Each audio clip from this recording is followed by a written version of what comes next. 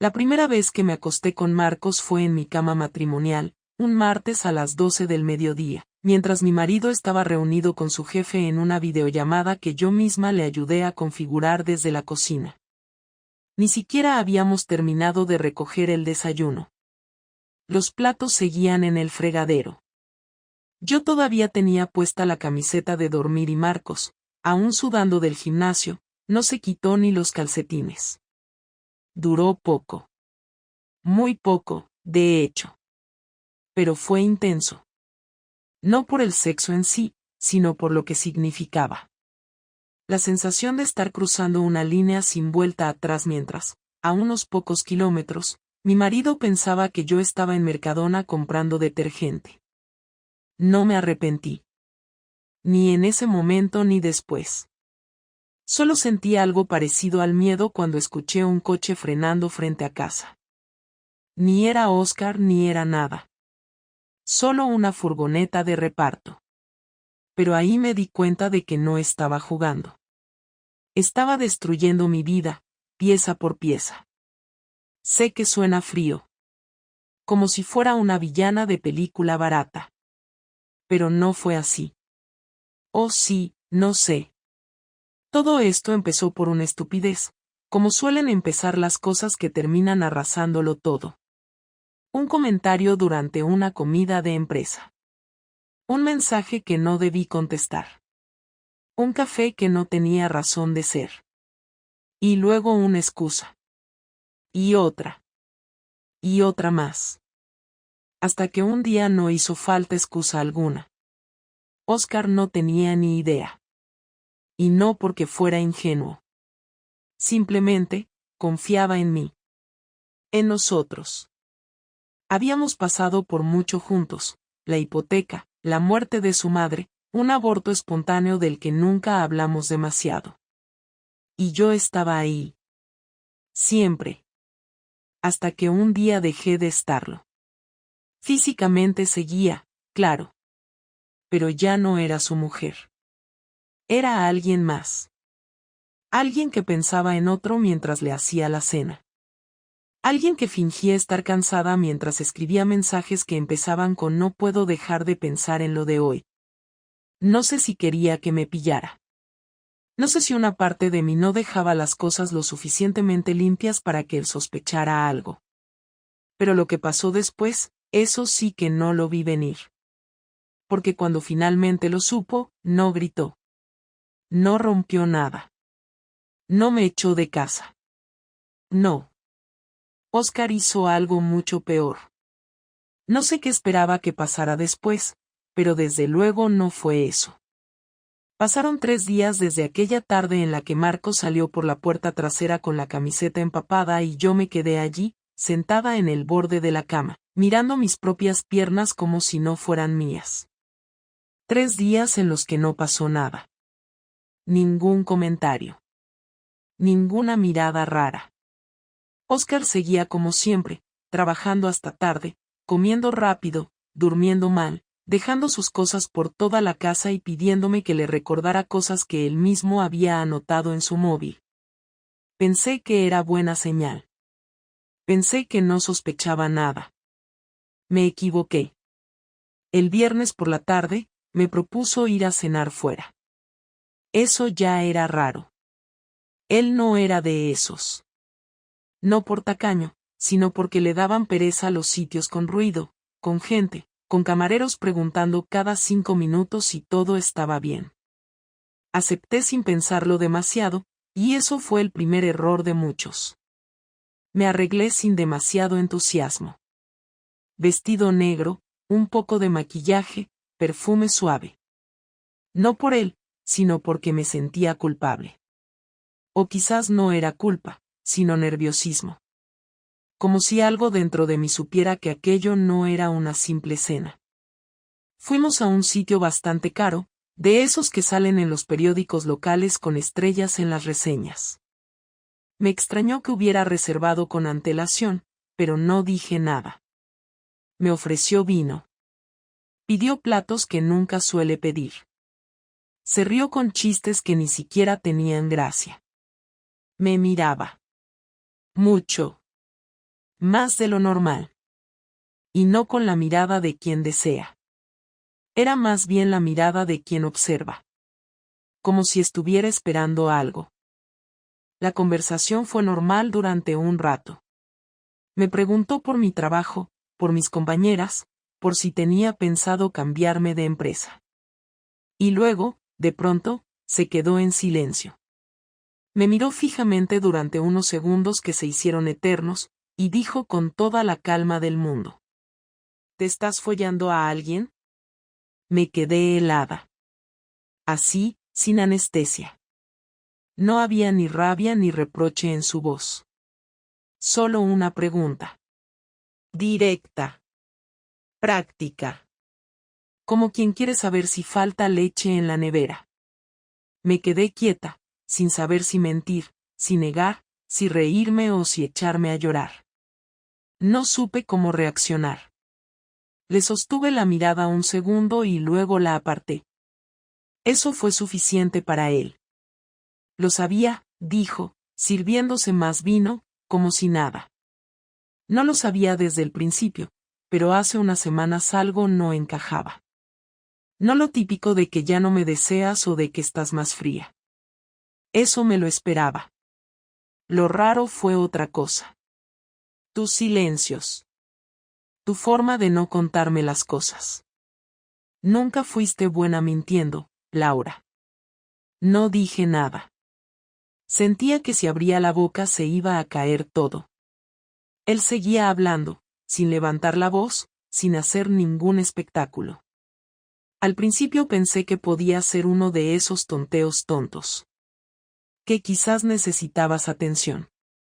Pero luego me di cuenta de que ya no era eso. Que te habías ido. Que solo quedaba tu cuerpo aquí. Pedí agua, aunque no tenía sed. Él apoyó los codos en la mesa, entrelazó las manos y me miró con una mezcla de resignación y algo que no supe identificar. ¿Lo hiciste en casa? Me lo preguntó así, como si necesitara confirmar lo que ya sabía. No respondí. Él sonrió, pero sin alegría. Muy bien. No hay nada más que decir entonces. Gracias por no tener la decencia de hacerlo al menos fuera. Me gusta saber que mientras yo trabajaba desde el salón tú te lo estabas tirando en la habitación donde dormimos. La mesa se volvió pequeña, asfixiante. Me sentía atrapada, como si el aire fuera espeso. Quise decir algo. Lo intenté. No fue planeado. No es alguien con quien yo quisiera estar a largo plazo. No era algo contra ti. Se echó a reír, pero no fue una risa sincera. Fue seca. Cruel. ¿No era algo contra mí? Laura, lo hiciste en mi cama. En mi puta casa. Si eso no es personal, no sé qué lo será. Pero da igual. Ya está hecho. Llamó al camarero, pidió la cuenta. Pagó sin mirarme y se levantó sin decir nada más. Yo fui detrás de él como una idiota, como una niña pequeña que sabe que ha hecho algo imperdonable y no sabe cómo arreglarlo. En el coche no hablamos. En casa, tampoco. Se fue a dormir al sofá y yo me encerré en la habitación. A la mañana siguiente no estaba. Ni sus cosas. Ni su coche. En la mesa del comedor había un sobre con mi nombre. Dentro, unas hojas impresas. Papeles del banco. Notificación de movimientos. Una autorización firmada por él para transferirme su parte del coche. Un listado de nuestras cuentas conjuntas con las suyas cerradas. En resumen, me estaba borrando. Rápido. En silencio. Sin darme tiempo a reaccionar. Ese sábado por la tarde vino mi hermana, Clara. Él la había llamado por la mañana, me dijo. Le pidió que viniera a estar conmigo. Me abrazó, pero yo no lloré. No podía. Estaba en shock. Clara no preguntó mucho, solo dijo que me quedara en su casa unos días. Acepté. No porque me apeteciera, sino porque no quería estar sola en esa casa. Ya no era mía. Nunca lo fue, en realidad. Era de los dos. Y ahora solo quedaba el eco de algo que ya no existía. Esa noche, en la cama de mi sobrina, con una manta que olía a suavizante barato, miré al techo durante horas. Me sentí estúpida. No por lo que hice, sino por cómo subestimé a Oscar. Pensé que iba a explotar, que iba a insultarme, a echarme en cara cada momento compartido. Pero su reacción fue peor. Fría. Organizada. Irrefutable. No me dio espacio para explicaciones. Me dejó sin defensa. Sin posibilidad de negociar. Como si hubiera estado preparándolo desde el primer momento en que empezó a sospechar. Y quizás fue así. Y eso dolió más que cualquier grito. La confrontación real no fue aquella cena, ni el silencio de la noche siguiente, ni el sobre con papeles en la mesa. Eso solo fue el prólogo. Lo verdaderamente duro ocurrió 5 días después, cuando por fin aceptó sentarse conmigo en casa de su hermano para hablar. Yo había estado durmiendo en casa de Clara desde aquella noche, con el estómago hecho un nudo y la mente repasando cada cosa que había hecho mal, como si repitiéndolo muchas veces pudiera encontrar una forma de darle la vuelta, de convencerle, de arreglarlo. Pero no había forma. No con Oscar. Él nunca fue de los que gritan o lanzan platos, pero eso no significaba que no tuviera fuego por dentro. Solo que lo guardaba, lo cocinaba a fuego lento, y luego lo soltaba de golpe cuando menos lo esperabas. Lo que pasó ese día fue exactamente eso. Me llamó por la mañana y me dijo que pasara por casa de su hermano a las 6. Nada más. Ni un ¿cómo estás?, ni un necesitamos hablar. Solo eso. Llegué con un nudo en el cuello que no me dejaba ni tragar saliva. Llevaba vaqueros y una camiseta blanca, sin maquillaje. No quería parecer que me estaba arreglando para seducir o manipular. Quería que viera a la mujer real. A la que se había equivocado, sí, pero también a la que todavía tenía algo que decir. Me abrió la puerta Raúl, su hermano, que me saludó sin ganas, con una mirada que me atravesó como un cuchillo. No había nadie más. Oscar estaba en el salón, sentado en una butaca con una botella de agua en la mano y un bloc de notas sobre la mesa. No se levantó al verme. Solo señaló el sofá de enfrente. Me senté. El silencio fue largo, y no por falta de cosas que decir, sino porque él estaba esperando que yo empezara. Lo entendí. Sé que no hay nada que diga que pueda justificar lo que hice, empecé, pero me gustaría explicártelo. No por convencerte, sino porque me lo debo a mí misma. Él no dijo nada. Bebió un poco de agua, sin mirarme. Continué. No fue un plan. No fue algo que buscara. Pasó poco a poco. Y cuando quise darme cuenta, ya estaba dentro de algo que no supe frenar. Me sentía sola. Estaba contigo, pero me sentía sola. Y él apareció, y me hizo sentir que valía algo más que ser madre, ama de casa y tu secretaria personal. Sé que suena cobarde decir que fue por eso, pero es la verdad. Me equivoqué. Completamente. Y lo sé. Por primera vez levantó la mirada. No había odio. Solo decepción. Pero una decepción tan profunda que me hizo desear que me hubiera insultado. ¿Sola?, preguntó, con la voz firme, sin subirla. ¿En qué momento te sentiste sola? ¿Cuando trabajaba 12 horas para que no te faltara nada? ¿Cuando cancelé viajes de trabajo para quedarme en casa porque te notaba apagada? ¿O cuando te preguntaba cada semana si estabas bien y tú me decías que sí, con esa sonrisa de mierda que ahora sé que era mentira? No supe qué responder. Porque sí, él estuvo ahí. Pero yo no lo sentía. Y eso es lo que no sabía cómo explicar. No estoy diciendo que tú no hicieras cosas. Lo hiciste todo. Siempre. Pero no éramos pareja. Éramos un sistema. Yo cocinaba, tú traías el dinero. Yo organizaba, tú resolvías. Pero entre todo eso, dejamos de hablarnos de verdad. Dejamos de tocarnos. Dejamos de preguntarnos cosas que no fueran prácticas. Y yo lo necesitaba, Oscar. Necesitaba sentir algo más. ¿Y la solución fue follarte a un imbécil que ni siquiera tiene donde caerse muerto? Me interrumpió, esta vez con rabia en la voz. ¿Sabes lo que más me jode? ¿Qué pensaste que eras más lista que yo? Que podías hacer eso en nuestra casa y que yo no me daría cuenta. Que podías volver de estar con él, besar a nuestras hijas, sonreírme, y dormir tranquila. Como si yo fuera tan ciego, tan estúpido, que no iba a ver lo que tenía delante. Nunca pensé que fueras estúpido, dije, casi en un susurro. Pensé que era temporal. Que lo pararía. Que no iba a ir tan lejos. Se rió, sin humor, y se levantó. Caminó unos pasos, de espaldas a mí, con las manos en la cintura. Luego se giró. ¿Sabes qué es lo peor? Que durante años creí que lo único que podía destruir nuestro matrimonio era una tragedia.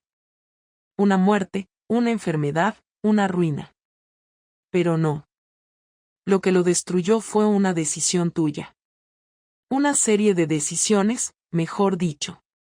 Porque no fue una vez, Laura. No fue un desliz. Fue una traición sistemática. Un abandono planificado. Tú no me fallaste un día. Me fallaste durante semanas. Y eso no se arregla con una charla. No estoy pidiéndote que lo arregles, dije, ahora con la voz más firme. Estoy pidiéndote que me escuches. Que entiendas que me equivoqué, pero que no te dejé de querer. Aunque suene absurdo. Él volvió a sentarse, ahora más cerca, pero sin tocarme.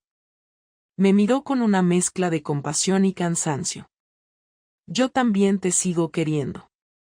Pero eso no cambia nada. No soy de esos que pueden fingir que no pasó. No puedo hacer como si lo tuyo con ese tipo no hubiera existido. Porque existió. Y aunque acabara hoy mismo, ya dejó su huella. Ya manchó todo. ¿Qué quieres hacer? Pregunté, aunque temía la respuesta. Separarnos. No voy a hacerte una guerra. No quiero joderte la vida. Pero no quiero seguir compartiéndola contigo. Y no quiero que nuestras hijas vivan en medio de esto. Así que voy a buscar un piso. Tú te quedas en casa, por ahora. Lo haremos bien, sin gritos ni abogados que saquen dinero de donde no hay. Pero esto no tiene vuelta atrás. Me mordí el labio para no llorar. Asentí. No había nada más que decir. Me lo merecía. Y, en el fondo, saber que no iba a haber odio me dolía más. Porque el odio es al menos una forma de seguir unidos. Lo que él estaba haciendo era borrarme. Limpio. Preciso. Definitivo. Nos quedamos en silencio unos minutos. Luego se levantó y se fue a la cocina. Yo me quedé sola en el sofá, con las manos entrelazadas y la garganta seca. Ya no había excusas, ni mentiras, ni dramatismo. Solo hechos. Y los hechos, por mucho que duelan, no se pueden deshacer. La venganza no llegó como un estallido ni como una escena dramática que pudiera contarse después con detalle morboso, sino como una sucesión de hechos fríos, calculados y perfectamente encajados que fueron cayendo uno detrás de otro mientras yo intentaba recomponerme y fingir normalidad delante de mis hijas.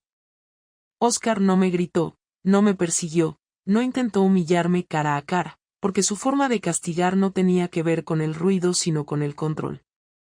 Lo entendí el lunes siguiente, cuando me llamó la directora del colegio para decirme que había recibido una solicitud formal de cambio de tutoría y de modificación en las personas autorizadas para recoger a las niñas, firmada por Oscar y tramitada con una copia del convenio provisional que yo ni siquiera sabía que existía.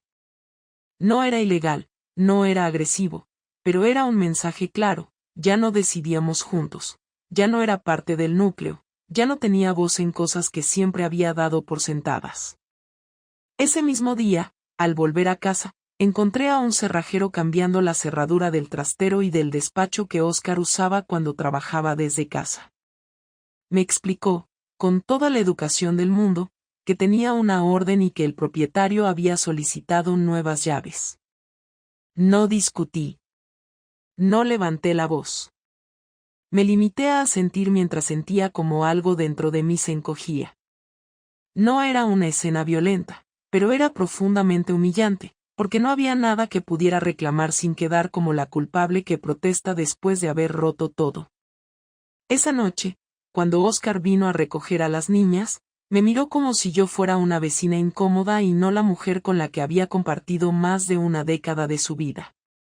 No dijo nada más allá de lo estrictamente necesario, y cuando me atreví a preguntarle qué estaba pasando, me respondió sin mirarme: estoy ordenando las cosas para que no haya problemas después. No quiero discusiones ni malentendidos. La verdadera sacudida llegó 2 días más tarde, cuando Recursos Humanos me llamó a su despacho en el centro médico. Entré sin sospechar nada, pensando que sería alguna reorganización interna o un asunto de turnos, y salí con las piernas temblando y un papel en la mano que me comunicaba una suspensión temporal de funciones mientras se investigaba una posible incompatibilidad laboral y un conflicto ético. No me dieron detalles, pero no hizo falta. Oscar no había ido a mi trabajo a montar un espectáculo ni a señalarme como infiel, porque eso habría sido vulgar. Lo que hizo fue enviar un correo formal, documentado y sin adjetivos, explicando que yo había mantenido una relación personal con un compañero dentro del mismo centro, que esa relación se había producido en horario laboral y que existían pruebas de uso indebido de instalaciones privadas para fines ajenos al trabajo. No exageró nada. No inventó. Se limitó a exponer hechos. Exactamente lo que yo no podía rebatir sin admitirlo todo. Cuando Marcos me escribió, desesperado, preguntándome qué estaba pasando y diciendo que le habían abierto un expediente disciplinario, supe que la venganza no iba dirigida solo a mí, aunque yo fuera el objetivo principal. No le contesté. No porque no me importara, sino porque entendí que cualquier palabra mía solo empeoraría las cosas. Esa noche, sola en casa, me senté en el sofá con el móvil en la mano y repasé mentalmente cada decisión que me había llevado hasta allí, intentando encontrar el momento exacto en el que podría haber frenado todo antes de que se convirtiera en esta caída lenta y perfectamente diseñada. Al día siguiente, recibí un correo del banco informándome de que se había actualizado la titularidad de varios productos financieros y de que yo ya no figuraba como cotitular en una de las cuentas de ahorro a largo plazo. Era legal. Oscar lo había hecho meses antes, cuando aún dormíamos juntos y yo pensaba que todo estaba más o menos bien. No era una reacción impulsiva. Era un plan. Uno que se había desarrollado en silencio mientras yo jugaba a sentirme viva con alguien que no tenía nada que perder. Llamé a Oscar esa misma tarde, incapaz de contenerme, y cuando respondió, le hablé con una mezcla de rabia y miedo que no reconocí como mía. «Podrías haber hablado conmigo antes de hacer todo esto», le dije. No hacía falta destruirlo todo de esta manera. «No estoy destruyendo nada», me contestó, con una calma que me resultó insoportable. «Estoy separando. Tú empezaste a hacerlo hace tiempo, solo que yo he sido más ordenado». «Esto no es orden», repliqué. «Es castigo». «No», dijo, después de una breve pausa. «Esto es consecuencia». Colgó sin despedirse, y esa palabra se me quedó clavada durante días. Consecuencia. No venganza. No ajuste de cuentas. Consecuencia. Empecé a entender que su forma de hacerme daño no tenía que ver con hacerme sentir culpable, porque eso ya lo estaba haciendo yo sola, sino con obligarme a enfrentarme a la realidad sin adornos ni margen de maniobra. No me quitó a las niñas, no me dejó en la calle, no me expuso públicamente como una infiel, pero me despojó de todo aquello que yo había dado por seguro, de todas las estructuras que me sostenían, y lo hizo sin levantar la voz ni pedir nada a cambio. El golpe final llegó cuando me notificaron, de manera oficial, que el centro médico prescindía de mis servicios una vez finalizada la investigación interna, alegando pérdida de confianza y daño reputacional. No hubo indemnización. No hubo negociación. Era limpio. Legal. Irreversible. Me quedé sentada en la mesa de la cocina durante horas, mirando el papel, sintiendo como el suelo se deshacía bajo mis pies sin que nadie tuviera que empujarme. Esa noche, cuando Oscar vino a dejar a las niñas, me encontró así, con la casa en silencio y la mirada perdida. Me observó unos segundos y, por primera vez desde todo aquello, habló sin dureza. No quería que te quedaras sin trabajo, dijo. Pero tampoco iba a protegerte de algo que tú misma provocaste. Lo sé, respondí, con la voz rota. Solo necesitaba que lo dijeras. No hubo abrazo. No hubo consuelo. Solo una verdad dicha en voz alta.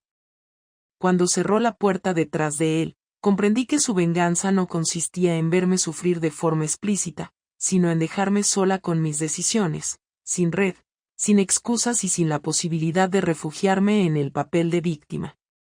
Y eso, aunque no dejara marcas visibles, fue el golpe más duro que había recibido nunca. Cuando me atreví a pedirle que habláramos por última vez, lo hice sin expectativas, sin intenciones ocultas ni esperanzas de reconciliación. No buscaba convencerlo de que volviéramos ni justificar nada. Tampoco quería pedirle perdón de nuevo, porque ya había entendido que el perdón no era algo que pudiera pedirse como quien reclama un favor. Solo quería cerrar el círculo, aunque fuera de forma dolorosa, mirarlo a los ojos sin que estuvieran las niñas delante, sin abogados, sin testigos, y sin los silencios cargados de odio que habíamos venido arrastrando las últimas semanas. Él aceptó, no enseguida, pero tampoco lo rechazó. Me dijo que pasara por su nuevo piso, un bajo en Ruzafa, un sitio pequeño y sobrio que no se parecía en nada a la casa donde habíamos vivido juntos. Cuando llegué, abrió la puerta sin emoción. Me dejó entrar con ese gesto práctico que usa cuando quiere dejar claro que no está ofreciendo nada más que el mínimo necesario. Nos sentamos frente a frente, sin mesa de por medio, sin café, sin nada que nos distrajera del hecho de que estábamos ahí por algo que ya no tenía solución. Yo había ensayado lo que quería decir, había escrito párrafos enteros mentalmente, frases calculadas, palabras medidas, pero al sentarme frente a él todo eso se deshizo como papel mojado. Él tampoco parecía tener un discurso preparado, y eso hizo que la conversación empezara de forma incómoda, lenta, con una torpeza que solo tienen quienes alguna vez se hablaron sin filtros. He perdido todo, le dije, sin dramatismo, sin intención de generar lástima. El trabajo, la rutina, la tranquilidad. Las niñas me miran diferente. Clara me habla como si estuviera enferma. Y tú ya no estás. No reaccionó enseguida. Me miró con la misma expresión serena que llevaba desde aquella primera noche, como si se hubiera entrenado para no mostrar nada, ni siquiera cuando quería hacerlo. No querías todo esto, añadí. Lo sé. No es que planearas destruirme. Pero lo hiciste. Y aunque entiendo por qué, necesitaba decírtelo. No quería destruirte, Laura. Solo quería que entendieras lo que hiciste. Que lo entendieras de verdad, no solo como quien acepta una culpa porque no le queda otra. Pero no me arrepiento. Porque si no lo hacía así, habría seguido sintiendo que todo fue un error puntual, algo que podría haberse corregido con tiempo y paciencia. Y no lo fue. Fue una decisión larga, sostenida, con consecuencias reales. Así que sí, perdiste cosas, pero no porque yo las quitara. Las soltaste tú misma, solo que no lo supiste hasta que ya era tarde. Lo sé, respondí. Me costó, pero lo he entendido. No te estoy pidiendo que volvamos, ni que lo olvides. Solo quería saber si había algo que quedaba en ti. Algo que no fuera rabia, o decepción, o ganas de que me fuera lo peor posible. Sí, queda algo, dijo, y por primera vez en semanas vi que bajaba un poco la guardia. Pero no es amor, ni odio. Es tristeza. No por lo que perdiste tú, sino por lo que éramos. Por lo que no supimos cuidar. Tú lo rompiste primero, pero yo también lo dejé ir. También lo permití. Me acomodé. Dejé de preguntarte cosas. Dejé de mirar cómo estabas. Y eso también forma parte de esta historia. No te estoy justificando. Lo que hiciste no tiene arreglo. Pero tampoco creo que todo se rompiera el día que te acostaste con otro. Empezó antes, mucho antes, solo que yo no quise verlo. Escuchar eso fue como un golpe que no duele pero deja huella. No porque me quitara culpa, sino porque por primera vez me sentí menos monstruo. No mejor persona, pero sí menos sola en la ruina. ¿Y ahora qué hacemos? Pregunté, sin saber muy bien por qué lo decía, quizás por costumbre, por inercia, por la necesidad de cerrar con una pregunta lo que había empezado con tantas dudas. Ahora tú rehaces tu vida y yo la mía, respondió. No vamos a ser amigos, no vamos a compartir cenas navideñas ni a fingir que todo está bien. Pero tampoco vamos a vivir con rencor. Tenemos 2 hijas. Ellas no tienen que cargar con esto. Quiero poder saludarte sin que se me revuelva el estómago. Y espero que tú también puedas hacer lo mismo. Lo haré, dije. No sé cuánto me tomará, pero lo haré. No lo hagas por mí. Hazlo por ti. Porque vivir con culpa no sirve para nada. Ya sufriste, ya perdiste. Ahora toca reconstruirte. No porque merezcas un premio, sino porque no hay alternativa. Me acompañó a la puerta. No me tocó. No me dio un beso ni un abrazo. Solo abrió la puerta y me sostuvo la mirada un segundo más de lo necesario. Luego la cerró, y yo me quedé afuera, con un frío raro que no tenía que ver con el clima. Caminé sin rumbo fijo durante un rato, pasando por calles que conocía de memoria pero que ahora me parecían ajenas. No lloré. No me derrumbé. Solo caminé. Y mientras lo hacía, pensé que eso, en realidad, era la forma más honesta de terminar todo, sin dramatismo, sin reconciliaciones falsas, sin promesas vacías. Solo con 2 personas que habían compartido una vida, que se habían hecho daño, y que ahora aceptaban que el amor no siempre sobrevive a los errores. Aunque duela. Aunque todavía queme. Aunque no se diga en voz alta. Desde esa última conversación con Oscar han pasado 3 semanas. No ha vuelto a escribirme, no me ha llamado, no ha dado señales de ningún tipo, más allá de los mensajes estrictamente necesarios sobre las niñas y sus horarios, lo justo para que todo funcione sin fricciones. Y sé que así será durante mucho tiempo, quizás siempre. No espero más. No porque haya perdido la esperanza, sino porque por fin he entendido que ya no hay nada a lo que aferrarse. El matrimonio terminó, no por una infidelidad en sí, sino por el conjunto de decisiones, por la forma en que ambos dejamos que se convirtiera en algo rutinario y vacío sin hacer nada para detenerlo. Yo fui quien cometió la traición más evidente, pero él también participó del abandono, cada uno a su manera, y eso es algo que ya no se puede deshacer. He empezado a buscar trabajo. No es fácil. La mayoría de las entrevistas terminan siendo una forma educada de decir que mi perfil no encaja, o que me llamarán y luego no lo hacen.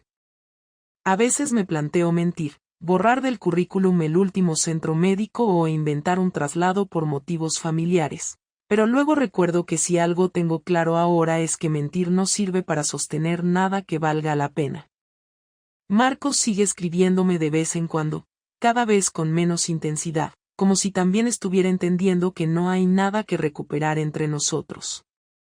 Nunca hubo una relación real. Fue un escape, un capricho mutuo disfrazado de conexión. No hubo amor, ni futuro. Solo un error compartido que ahora nos pasa factura a los dos. Las niñas están tranquilas, al menos en apariencia. Conmigo siguen siendo cariñosas, pero las noto distintas, más cautelosas, más reservadas. Me hacen preguntas concretas, se interesan por cosas del día a día, pero han dejado de hablarme como antes, de contarme cosas espontáneas o de pedirme ayuda para cualquier tontería. Supongo que ya intuyen que algo cambió.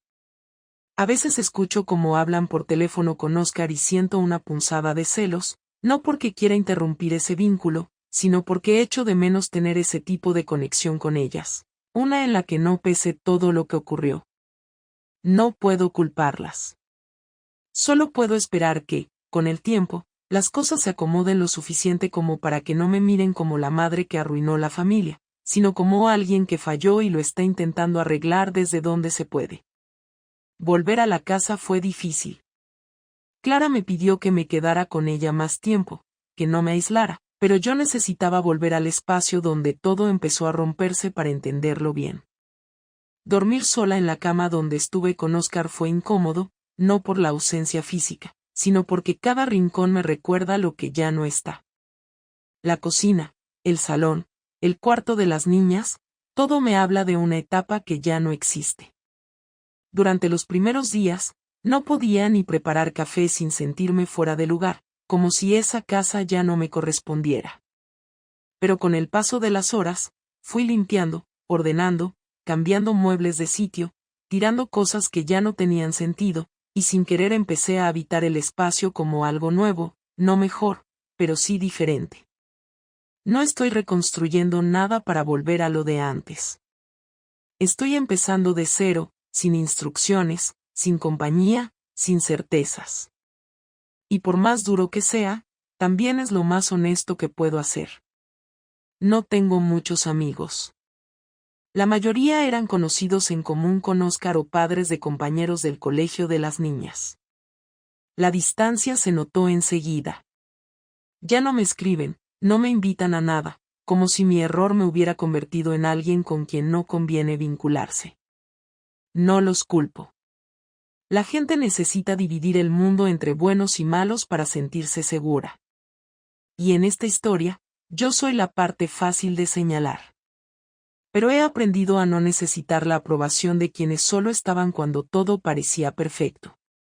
Me he refugiado en pequeñas rutinas, salir a caminar temprano, preparar comidas simples, leer sin mirar el reloj, escribir en un cuaderno lo que no me atrevo a decir en voz alta.